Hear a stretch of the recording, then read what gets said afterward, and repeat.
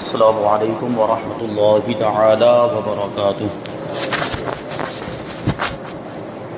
نحمده ونصلي ونسلم على رسوله الكريم اما بعد فاعوذ باللہ من الشیطان الرجیم بسم اللہ الرحمن الرحیم ان اللہ وملائکته یصلون علی النبی یا ایہا الذین آمنوا صلوا علیہ وسلموا تسلیما اللہم صلی علی سیدنا ومولانا محمد معدن الجود والکرم وآلہ الکرام وابنہ الکریم وبارک وسلم صلاۃ وسلاما علیک یا رسول اللہ صلی اللہ تعالی علیہ وسلم۔ سورہ بقرہ آیت نمبر 121 کی تفسیر جاری ہے۔ اس سے پہلے آیت کریمہ کی تلاوت کی جا چکی ہے اور اس کا ترجمہ بھی شامل کیا گیا تھا اور شان نزول بیان کیا گیا تھا۔ پھر سے ہم آیت کریمہ کو ایک مرتبہ پڑھ لیتے ہیں اور اس کا ترجمہ اور پھر آگے کی تفسیر کو شامل کرتے ہیں۔ اللہ تبارک و تعالی ارشاد فرماتا ہے الذین آتیناہم الکتاب یتلونہ حق تلاوتہ اولئک یؤمنون بہ ومن یکفر بہ فاولئک ھم الخاسرون۔ وہ لوگ جنہیں ہم نے کتاب دی ہے تو وہ اس کی تلاوت کرتے ہیں جیسا تلاوت کرنے کا حق ہے، یہی لوگ اس پر ایمان رکھتے ہیں، اور جو اس کا انکار کریں تو وہی نقصان اٹھانے والے ہیں۔ آیت کا مطلب یہ ہے کہ حقیقت میں توریت شریف پر ایمان لانے والے وہی ہیں جو اس کی تلاوت کا حق ادا کرتے ہیں اور بغیر تحریف اور تبدیل کیے پڑھتے ہیں، اس میں کسی طرح کی کوئی کمی بیشی نہیں کرتے۔ توریت شریف جیسی نازل ہوئی ویسی ہی اس کی تلاوت کرتے ہیں اور اس کے معنی کو سمجھتے بھی ہیں اور مانتے بھی ہیں، اور اس میں حضور اقدس صلی اللہ علیہ وسلم کی نعت و صفت کو دیکھ کر آپ پر ایمان لے آتے ہیں۔ یعنی توریت میں حضور پاک صلی اللہ علیہ وسلم کی جو خوبیاں اور آپ کے جو اوصاف، آپ کی علامتیں اور نشانیاں بتائی تھیں، ان کو پڑھ کے سمجھ کر حضور پاک صلی اللہ علیہ وسلم پر ایمان بھی لاتے ہیں، اور حضور پاک صلی اللہ علیہ وسلم کا جن لوگوں نے زمانہ پایا اور حضور پاک صلی اللہ علیہ وسلم پر ایمان لے آئے تو ان کی تعریف اس آیت کریمہ میں بیان کی جا رہی ہے کہ وہ کتاب کو اس طرح پڑھتے ہیں جس طرح پڑھنی چاہیے، یعنی اس کا حق بھی ادا کرتے ہیں۔ اور توریت شریف پڑھنے کا حق تو یہی ہے کہ اس پر ایمان لائے، اس میں جو کچھ بھی بیان کیا گیا اس پر ایمان لائے، تو اس میں تو حضور پاک صلی اللہ علیہ وسلم کے اوصاف اور حضور پاک صلی اللہ علیہ وسلم پر ایمان لانے کا حکم بھی موجود تھا کہ جب نبی آخر الزمان تشریف لائیں تو ان پر ایمان لے آنا۔ تو جو حقیقت میں توریت کے ماننے والے تھے، بغیر تبدیلی اور تحریف کے جو اس کی تلاوت کرتے تھے، ایسے بہت سارے صحابہ کرام ہیں جو پہلے توریت کے عالم تھے، پہلے یہودیوں میں وہ شامل تھے، لیکن جب حضور پاک صلی اللہ علیہ وسلم کے اندر انہوں نے وہ علامتیں اور نشانیاں دیکھی جو توریت شریف میں بیان کی گئی تھی، تو ان کے دل میں ہدایت کا چراغ روشن ہو گیا اور حضور پاک صلی اللہ علیہ وسلم پر وہ ایمان لے آئے۔ تو ان کی تعریف اس آیت کریمہ میں بیان کی جا رہی ہے۔ اور جو حضور پرنور صلی اللہ علیہ وسلم کے منکر ہوتے ہیں وہ توریت پر ایمان نہیں رکھتے، کیونکہ جب توریت میں حضور پاک صلی اللہ علیہ وسلم پر ایمان لانے کا حکم دیا گیا تو اب اگر کوئی توریت کو ماننے کا دعویٰ کرنے کے باوجود حضور پر ایمان نہیں لاتا ہے، اس کا مطلب یہ ہے کہ حقیقت میں وہ توریت کو ماننے والا ہے ہی نہیں، وہ توریت پر ایمان رکھنے والا ہے ہی نہیں۔ اگر وہ توریت کو مانتا ہوتا، توریت پر ایمان رکھتا، تو وہ حضور پر بھی ایمان لے آتا۔ اس سے یہ بھی معلوم ہوا کہ کتاب اللہ کے بہت سے حقوق بھی ہیں، اور کتاب اللہ میں پھر ساری آسمانی کتابیں آ گئی، اس میں قرآن مجید بھی آ گیا، اور قرآن پاک کا حق یہ ہے کہ اس کی تعظیم کی جائے، اس کا ادب و احترام کیا جائے، اور اس سے محبت کی جائے، اس کی تلاوت کی جائے، اسے سمجھا جائے، اور اس پر ایمان رکھا جائے، اور اس پر عمل کیا جائے، اور اسے دوسروں تک پہنچایا جائے۔ ترغیب کے لیے یہاں پر تلاوت قرآن کے چند ظاہری اور باطنی آداب ذکر کیے جاتے ہیں تاکہ مسلمان قرآن عظیم کی اس طرح تلاوت کریں جیسا کہ تلاوت کرنے کا حق ہے۔ سرسری طور پر، رسمی طور پر سب پڑھتے ہیں تو ہم بھی پڑھتے ہیں، ایسا نہیں ہونا چاہیے۔ قرآن پاک کو اس کے آداب کا لحاظ کرتے ہوئے پڑھنا ہے، قرآن پاک کے حقوق کو بھی ادا کرنا ہے۔ قرآن پاک کے حقوق کیا ہیں؟ اس کی تلاوت کی جائے، اس کی تعظیم کی جائے، اس کا ادب و احترام کیا جائے، اس کو سمجھنے کی کوشش کی جائے، اور اس پر ایمان رکھنے کے ساتھ ساتھ اس پر عمل بھی کیا جائے۔ یہ قرآن پاک کے حقوق ہے۔ اس انداز میں قرآن پاک کو پڑھنا چاہیے اور اس کے حقوق کو ادا کرنا چاہیے۔ قرآن پاک کی تلاوت کرنے کے 6 ظاہری آداب بیان کیے جا رہے ہیں 6 ظاہری چیزوں کو قرآن پاک کی تلاوت کے وقت پیش نظر رکھنا چاہیے، ان کا خیال رکھنا چاہیے۔ پہلی چیز ہے کہ باوضو ہو کر، قبلہ ہو کر، مؤدب ہو کر، یعنی ادب کے ساتھ، عجز و انکساری کے ساتھ بیٹھیں۔ یعنی جب قرآن پاک کی تلاوت کرنے کے لیے بیٹھیں تو باوضو ہو اور قبلے کی طرف رخ کر کے بیٹھے، اور بالکل ادب والا طریقہ ہونا چاہیے، ادب کے ساتھ پاؤں پھیلے ہوئے ہوں، یا جو ہے کہ کبھی کپڑا اور لباس بھی ویسا نہیں ہوتا جو ادب والا مانا جائے۔ جیسے کبھی کچھ لوگ بنیان اور لنگی میں ہی قرآن پاک کی تلاوت کرنا شروع کر دیتے ہیں، یہ اس کے آداب کے خلاف ہے۔ قرآن پاک کا ادب یہ ہے کہ اچھا لباس پہنے، ادب والا لباس پہن کر اس کی تلاوت کرنے کے لیے بیٹھیں، اور عجز و انکساری کے ساتھ۔ یہ تصور ذہن میں ہونا چاہیے کہ ہم اللہ تبارک و تعالیٰ کا کلام پڑھ رہے ہیں، جو ہمارا خالق ہے، جو ہمیں پیدا کرنے والا، اس نے ہمیں پیدا کیا، اور جو کچھ بھی ہمارے پاس ہیں وہ سب اسی نے ہمیں عطا کیا، پوری کائنات کو اسی نے پیدا کیا ہے۔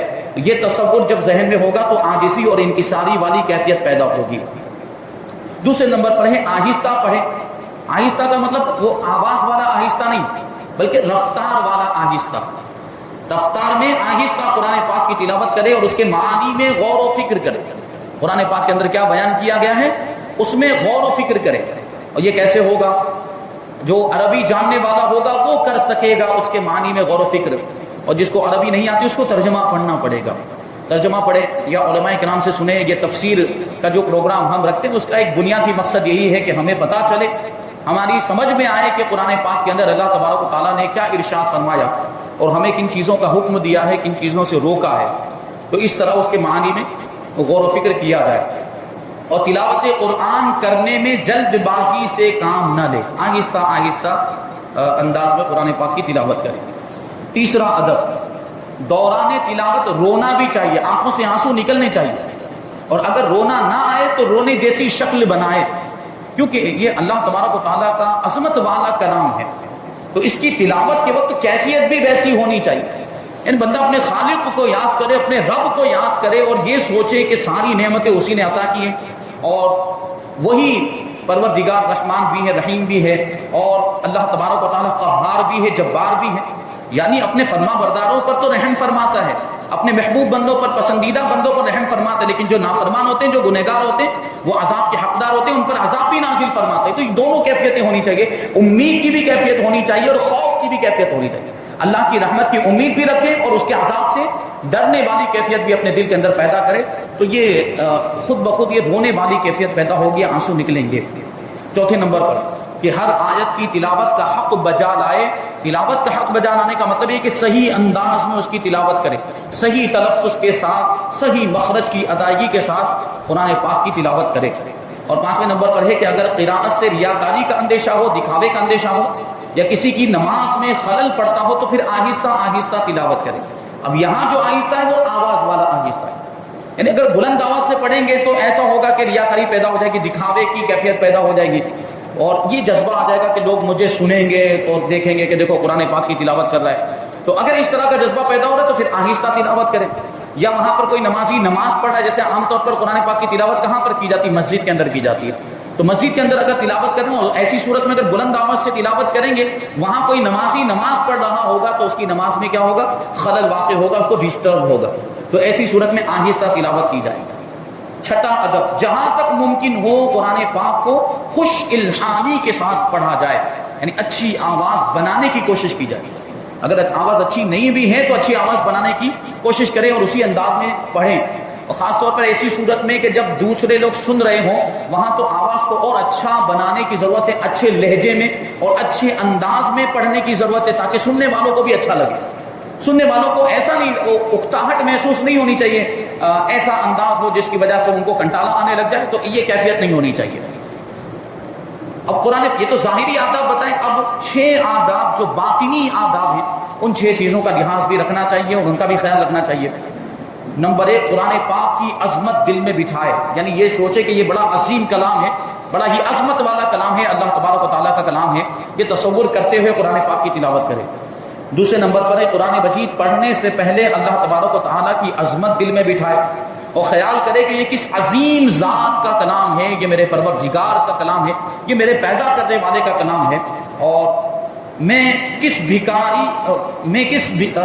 بن کر کس کی بارگاہ میں حاضر ہوا ہوں اور کیسا عظیم کام میں کر رہا ہوں. یہ جو ہے کہ سوچیں اور یہ تصور ذہن میں لائے کہ یہ بڑا عظیم کام ہے قرآن پاک کی تلاوت کرنا، کیونکہ یہ اللہ کا کلام ہے.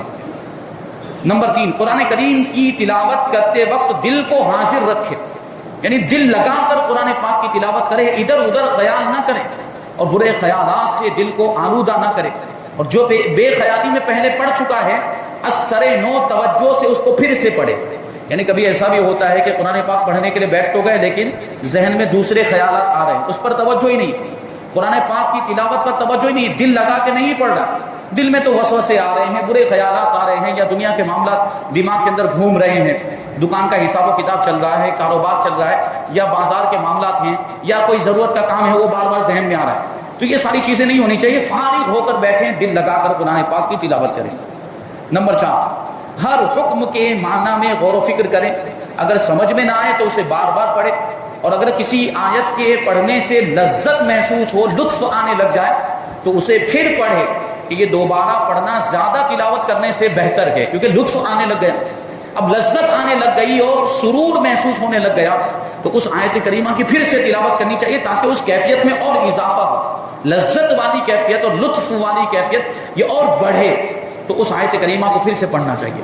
نمبر 5، جس طرح آیتوں کا مضمون تبدیل ہوتا رہے اسی طرح مضمون کے مطابق دل کی کیفیت بھی بدلتی رہے اور قرآن کے رنگ میں رنگتی جائے. یعنی دل کی کیفیت قرآن کے رنگ میں رنگتی جائے، کیونکہ قرآن پاک کے اندر مختلف چیزیں بتائی گئی، کہیں عذاب کا ذکر ہے، کہیں رحمت کا ذکر ہے، کہیں جہنم کا ذکر ہے، کہیں جنت کا ذکر ہے. تو جنت کا یا رحمت کا ذکر آئے تو دل میں خوشی والی کیفیت پیدا ہونی چاہیے، اور اگر جہنم کا یا عذاب کا ذکر آئے تو دل میں غم والی کیفیت پیدا ہونی چاہیے اور دکھ والی کیفیت پیدا ہونی چاہیے.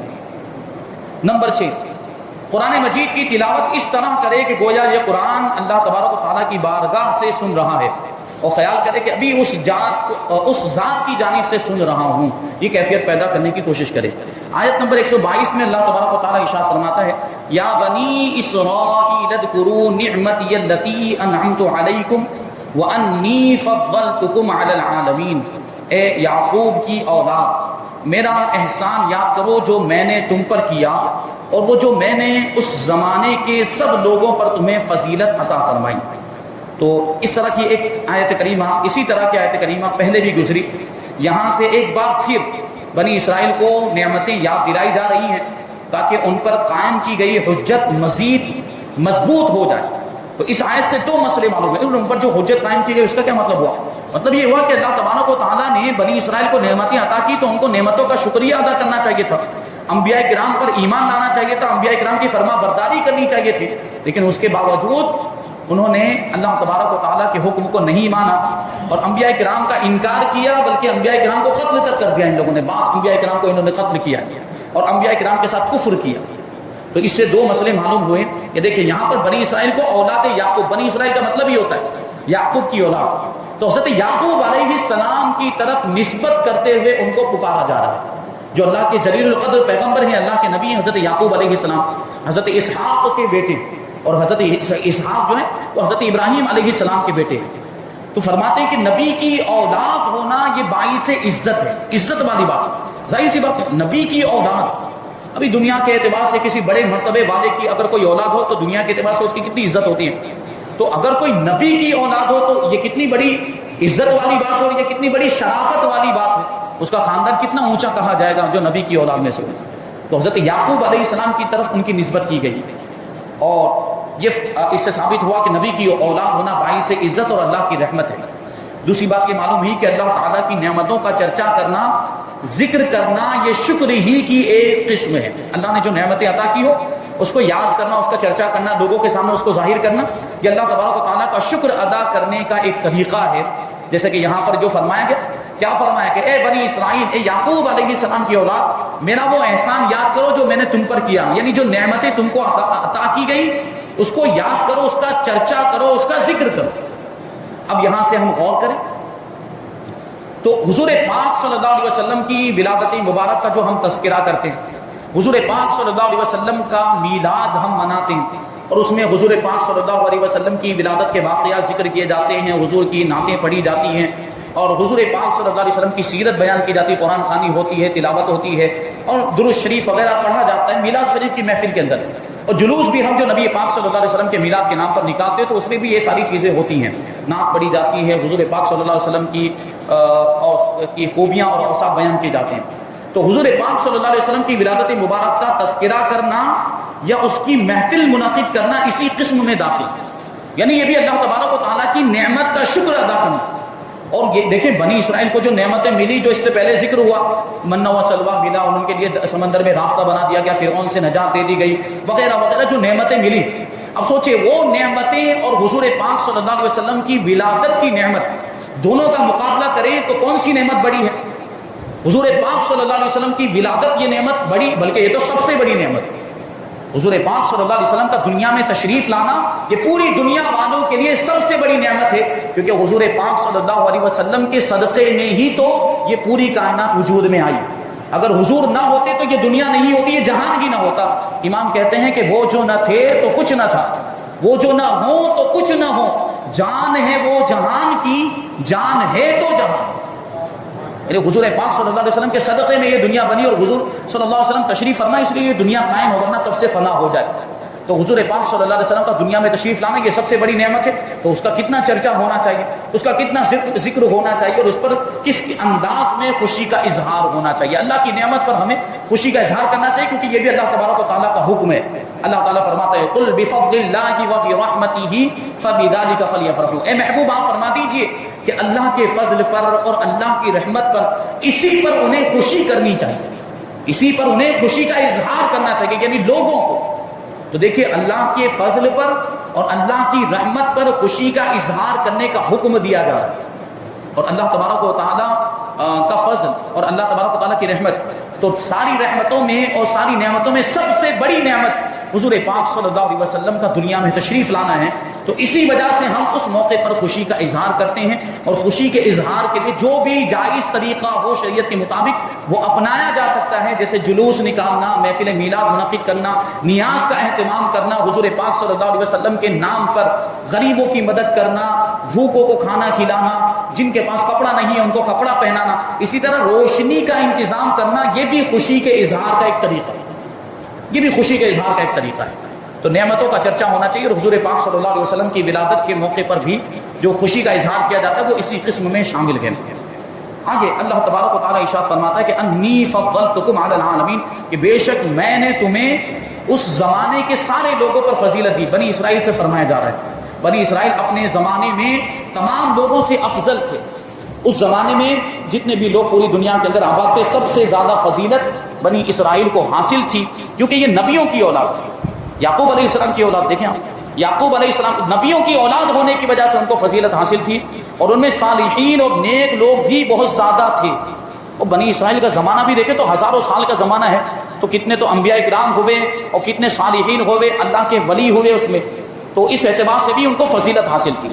اب حضور اکرم صلی اللہ علیہ وسلم کا انکار کر کے اور سرکشی کر کے ذلیل ہو گئے، یعنی وہ عزت والے تھے، وہ فضیلت والے تھے، تو ان کے لیے لازم کیا تھا؟ اپنی عزت کو اگر وہ باقی رکھنا چاہتے، اپنی فضیلت کو اگر وہ باقی رکھنا چاہتے تو حضور پاک صلی اللہ علیہ وسلم پر ایمان لے آتے، کیونکہ حضور پاک صلی اللہ علیہ وسلم کے ظاہری طور پر دنیا میں تشریف لانے کے بعد اب حضور پاک صلی اللہ علیہ وسلم کی امت سے بہتر اب کوئی دوسرا نہیں ہو سکتا۔ حضور پاک صلی اللہ علیہ وسلم کی نسبت کی وجہ سے اب بنی اسرائیل یہ کہیں کہ ہمیں تو سارے جہان والوں پر فضیلت دی گئی تھی، نہیں، وہ ان کے زمانے کے اعتبار سے، لیکن حضور نے جب اعلان نبوت فرما دیا تو اب فضیلت منتقل ہو گئی کس کی طرف؟ امت محمدیہ کی طرف۔ اب اگر دنیا میں کوئی سب سے زیادہ افضل امت ہے تو وہ امت محمدیہ ہے۔ تو اگر یہ یہودی حضور پاک صلی اللہ علیہ وسلم پر ایمان لے آتے، بنی اسرائیل حضور پاک صلی اللہ علیہ وسلم پر ایمان لے آتے، تو ان کی یہ فضیلت برقرار رہتی، یعنی کیا ہوتا؟ حضور کی امت میں شامل ہو جاتے تو سب سے افضل اب بھی باقی رہتے وہ، لیکن انہوں نے یہ نہیں کیا، سرکشی کی اور انکار کیا، تو انکار کرنے کی وجہ سے اب ذلیل و رسوا ہو گئے، اب ان کی وہ حیثیت نہیں رہ گئی۔ اس سے معلوم ہوا کہ عزت حضور پاک صلی اللہ علیہ وسلم کے قدموں سے وابستہ ہے، جو ان کا ہو گیا وہ عزت والا ہو گیا، اور جو ان سے پھر گیا وہ ذلیل و رسوا ہوا۔ اعلیٰ حضرت امام احمد رضا خان رضی اللہ تعالیٰ عنہ اس کو یوں فرماتے ہیں کہ بخدا خدا کا یہی ہے در۔ حضور پاک صلی اللہ علیہ وسلم کے در کے بارے میں کہتے ہیں کہ بخدا، خدا کی قسم، خدا کا در یہی ہے، خدا کا در یہی، نہیں اور کوئی مفر مقر، یعنی کیا مطلب ہو کہ وہاں سے جو بھی نعمتیں ملتی ہیں، وہاں سے جو بھی احکام اللہ تبارک و تعالیٰ عطا فرماتا ہے، وہ جاری کہاں سے ہوتے ہیں؟ حضور پاک صلی اللہ علیہ وسلم کے دربار سے جاری ہوتے ہیں. اور نعمتیں تقسیم کہاں سے ہوتی؟ حضور پاک صلی اللہ علیہ وسلم کے دربار سے تقسیم ہوتی. اور نہیں اور کوئی مفر مقر، اس کے علاوہ کہیں اور بھاگنے کی جگہ بھی نہیں ہے، اور کہیں اور ٹھکانہ بھی کوئی حاصل نہیں کر سکتا، کوئی پناہ گاہ بھی نہیں. اگر پناہ کسی کو کہیں مل سکتی ہے تو وہ حضور کے دربار میں ہی مل سکتی ہے، حضور کی بارگاہ ہی میں مل سکتی ہے. جو وہاں سے ہو یہیں آ کے ہو، جو بھی احکام وہاں سے اللہ تعالیٰ عطا فرماتے ہیں اس کا نفاذ یہاں سے ہوتا ہے. جو وہاں سے ہو یہیں آ کے ہو، جو یہاں نہیں وہ وہاں نہیں، یعنی جو یہاں کا نہیں ہوگا وہ پھر رب کا بھی نہیں ہو سکتا. جو حضور پاک صلی اللہ علیہ وسلم کا نہیں وہ اللہ تبارک و تعالیٰ کا نہیں. جو حضور کا ہو گیا وہ عزت والا ہو گیا، اور جس نے حضور کا انکار کیا، جو حضور سے دور ہو گیا، وہ ذلیل و رسوا ہو گیا. بہرحال یہاں پر آیت نمبر 122 کی تفسیر مکمل ہوئی. انشاءاللہ تبارک و تعالیٰ 123 اور 124 کی تفسیر ہم آئندہ درس میں شامل کریں گے. اللہ تبارک و تعالیٰ کی بارگاہ میں دعا ہے کہ جو کچھ بھی بیان ہوا اس پر ہم سب کو عمل کرنے کی توفیق عطا فرمائے، اور نور قرآن سے ہم سب کے دلوں کو روشن اور منور فرمائے. وما علینا الا البلاغ. السلام علیکم.